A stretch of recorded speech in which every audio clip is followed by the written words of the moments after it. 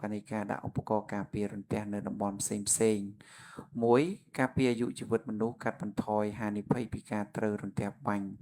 បង្កើនសុវត្ថិភាពសម្រាប់អ្នករស់នៅនិងអ្នកធ្វើការក្នុងអាគារ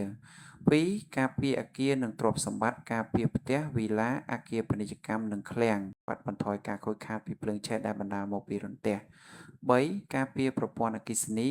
កាត់បន្ថយការខូចខាតខ្សែភ្លើងនិងបន្ទះចែកចាយភ្លើង Electrical Panel ជួយរក្សាស្ថិរភាពប្រព័ន្ធផ្គត់ផ្គង់អគ្គិសនី4ការពារឧបករណ៍អេឡិចត្រូនិកការពារកុំព្យូទ័រកាមេរ៉ាសុវត្ថិភាពម៉ាស៊ីន server ទូរទស្សន៍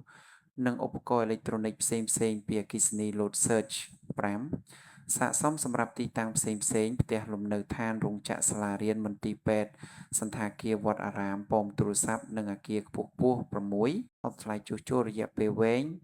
កាត់បន្ថយការចំណាយលើការជួសជុលអគារនិងការជំនួសឧបករណ៍ដែលខូចដោយសាររន្ទះ7ស័ក្តិសមសម្រាប់តំបន់ដែលមានភ្លៀងផ្គររន្ទះញឹកញាប់ផ្ដល់ការការពារបន្ថែមនៅតំបន់ដែលប្រឈមនឹងរន្ទះខ្លាំង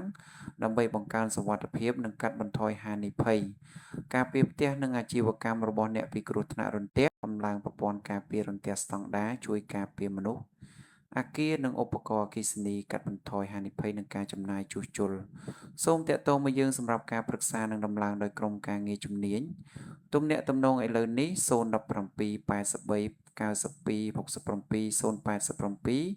91 45 88 097 966 3062